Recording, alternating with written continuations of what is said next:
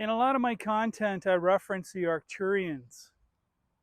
People ask me why the Arcturians and why do you make so many posts about nature and being outside? What is that connection with the Arcturians? Well, the information I'm supposed to pass on is that I'm supposed to show people how simple it really is and not to overlook what is all around us. So the Arcturians, guides, spirits, God, whatever title you want to put on it, that form of communication that we kind of receive, that's all around us all the time. And what a better place to connect than in nature. Recently, I was reading in an old, um, it's a book on plants and herbs, but the information was received by someone and it came from ancient Lemuria. And they said that nature in the plant kingdom,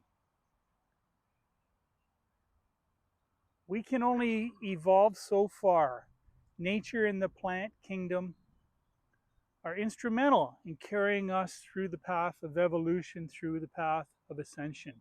We can only get to about 30% ourselves with the physical means that we have, meditation, eating properly, all the things that we can apply in this life will get us to about 30%.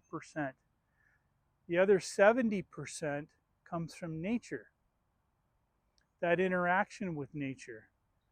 It seems to have the ability to work on us energetically and on our DNA. So that's why I like to make a lot of videos about nature and try to encourage people just to go outside. We don't all have forests around, um, wild areas, but you know, we can find a tree, we can find a plant, we can find some grass and make that connection. Connection through awareness. Again, I've spoken about mind energy alchemy, the mind's ability to weave, to work with different energies, to help manifest.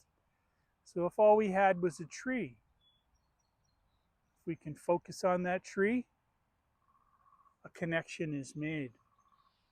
And through making that connection, we grow. And as we grow, we understand more and more.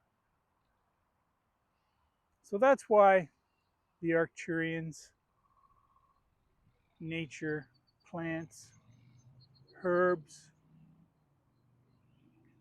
Another important thing I'd like to talk about is I believe and have really become familiar with different forms of messaging. So a high vibrational being may want to communicate with us, but we're not paying attention, or we're not ready yet to actually receive the information in our minds. So what they do is they influence nature. They influence our environment around us. They can make plants grow in certain patterns to see if we acknowledge that. If we look down and say, hey, there's 3 dandelions growing in a certain shape.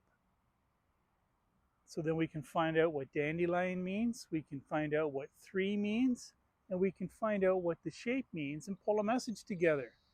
It's a form of communication.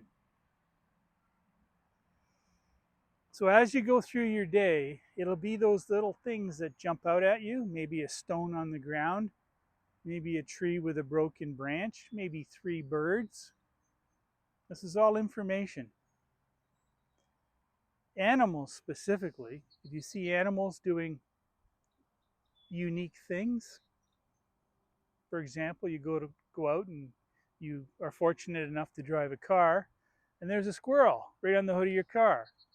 Well, for me, I would take that as somebody or something's trying to communicate with me, and then I use Google, or you can buy the books by Ted Andrews, Animals Speak, and find out the meaning of what the squirrel means. You see, high vibrational beings, guides, God, spirits, whatever you want to call them, They don't want to scare or alarm us. So they take a shape or a form of something that won't intimidate us, but it will get our attention. What we have to do is make the connection, that moment of realization. There's something here for me, you know? You see the patterns in the grass, you see the patterns in the clouds in the sky. Watch the birds, watch the animals, and when they present themselves, be aware of the message. And once you're aware, they're trying to get your attention. Look around the area, look for other things that could give you clues. It's like we're detectives, seeking out those moments of realization, those wow moments. And I'll say once again, a very important part of this process is meditation. Simple follow your breath meditation, quiet the mind. We're more receptive to everything that's around us. So the Arcturians are always here. They've always been transmitting information to us. They always will. We have to meet them halfway. So we have to make use of nature, make use of patterns on the surface of a pond. We have to make use